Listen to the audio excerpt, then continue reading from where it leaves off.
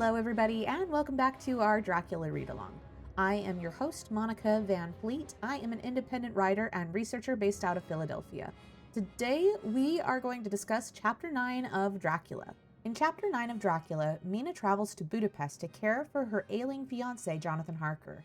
Meanwhile, in England, Lucy's health deteriorates rapidly due to mysterious nighttime attacks. Desperate, Arthur Holmwood and Dr. Seward summon Dr. Abraham Van Helsing to diagnose and treat her baffling condition. The key narrative threads of the chapter revolve around the Harkers' reunion and marriage, Dr. Seward and Renfield, and Lucy's mysterious decline. On August 24th, Mina writes Lucy from Budapest, where she says that she's found Jonathan thin and sick. He seems uncertain of himself, and that quiet dignity that she so admired is gone, and he says that he has no memory of recent events. When Mina asks Sister Agatha what Jonathan said during his brain fever, she crosses herself and says only God understands the words spoken in delirium. But she assures Mina that Jonathan has been faithful to her. When he awakes, Jonathan gives his journal to Mina because spouses shouldn't have secrets. Because he can't tell whether the experiences he recorded are real or delusion, he doesn't want to discuss them unless absolutely necessary. A chaplain marries Mina and Jonathan that afternoon. As her wedding gift, Mina wraps Jonathan's notebook in white paper with a blue ribbon and seals it, impressing her wedding ring in the wax.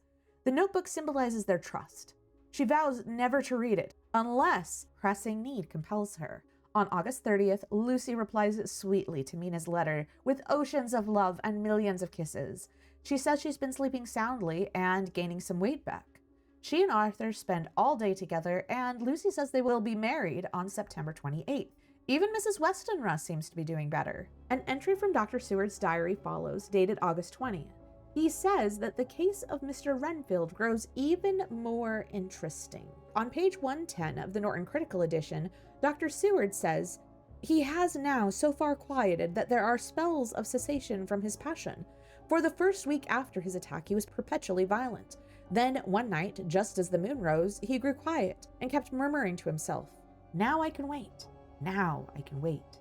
Dr. Seward agrees to remove the waistcoat, and he tries to draw Renfield out by discussing getting him a cat. But Renfield says that he's done with that plan and reaffirms his position and patience.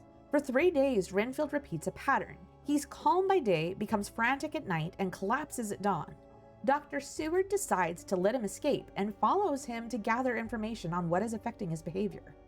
On August 23rd, Seward reports back that Renfield races past an attendant through an open door and returns to the door at Carfax's chapel.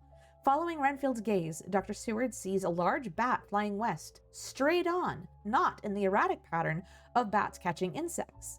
After the bat is out of sight, Renfield returns passively with Dr. Seward to his room. Dr. Seward, stumped, consults with his former teacher, Professor Van Helsing of Amsterdam, an expert in little-known diseases. Seward describes Van Helsing as a philosopher and a respected scientist. The same day, Van Helsing responds with a brief note to Dr. Seward, agreeing to come to his aid at once. He says it's the least he can do for a friend who, during an earlier adventure, sucked the poison of the gangrene from the knife that another man let slip.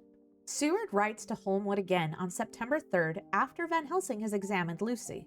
Van Helsing is worried that Lucy's condition may be a matter of life and death, perhaps more. Lucy feigns good spirits during the examination, but she doesn't fool Van Helsing, who sends Seward away so that Lucy will talk freely. Van Helsing confirms that no physical condition is to blame for Lucy's health. Should Lucy decline, Seward will inform Holmwood immediately.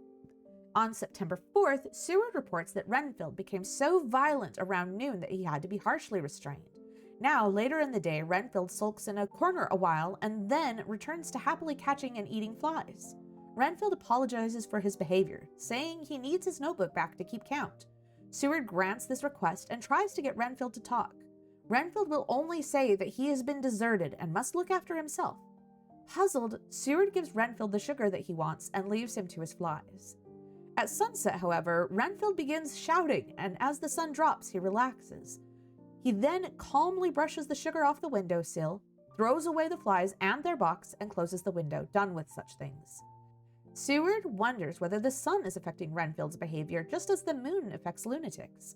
Seward also sends telegrams on September 4th and 5th, telling Van Helsing that Lucy seems better.